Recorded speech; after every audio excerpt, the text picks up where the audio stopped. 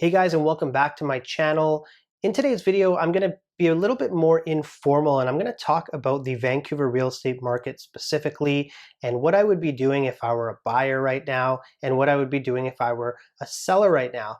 We're having a lot of questions from clients, past clients, in terms of how they should be assessing the future 6 months and what's going to happen into next year. There's been a lot of news reports coming out in terms of where pricing is forecast to be for the future 12 months. So I wanted to just kind of hop on here and give a perspective from my perspective as feet on the street, Vancouver realtor, what I've seen out in the market, and what I personally believe is going to happen moving into the future. So a lot of you have seen and heard the news regarding the CMHC and how they have adjusted their qualifying metric for those putting less than 20% down. What that does tell us, obviously, is the CMHC, they do see risk in the future. They typically wouldn't make a decision like this without doing lots and lots of research on it. And realistically, the CMHC, they do a lot more. They pay for a lot more research than, Hasan, Juma, Vancouver realtor does. So I think anytime the CMHC does anything or makes changes, they're doing it from a place of well-researched information, and they're doing it because they believe that is where the risk level is at. So what can we take from that? Really not much. I mean, we're coming out of a period of time very, very unprecedented. It's not as if we're coming out of a recessionary period or we're within a recessionary period based on economic reasoning. This is, obviously it's a pandemic. It's something that not many of us have experienced. So my personal opinion, again, from what I've seen is, yes, this is going to have an impact moving forward on the real estate market. Are we going to see less levels of supply, less construction starts? Are we going to see slowdowns in new units hitting the market because of what has happened over the last 6 months? What I can tell you is, as at today, have I seen pricing decline? I have not. And oftentimes you will see headlines that talk a lot about sales dropping in large amounts, 5, 10, 15, 50%. And these headlines are almost always referring to sales quantity and not prices. If you were to look at prices over the last 10 years, prices don't make for great headlines. So in terms of what I foresee happening, I can tell you right now there's a lot of activity back and forth. Yes, some sellers are waiting. Typically sellers that have tenanted properties or people looking to purchase in tenanted properties, there are some restrictions there. So those homes are either not hitting the market or they're not getting sold.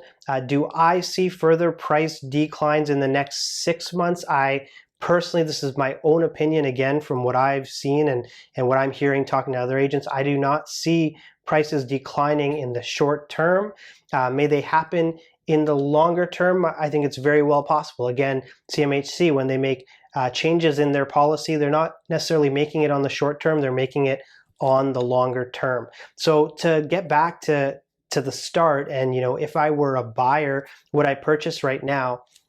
I think it really, really comes down to what is your reason for purchase. And just like any other time, now is no different. If you're purchasing real estate, you have to make sure you're in the right scenario and you're well prepared to purchase that piece of real estate. What I mean by that is, if I were a buyer and I didn't have an emergency fund of cash, 6-month living expenses, would I purchase property? No.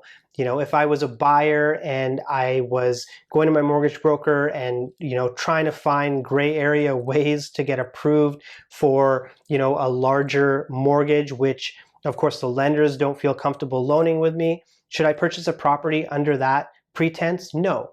Make sure that what you are applying for mortgage-wise is something that you're comfortable paying.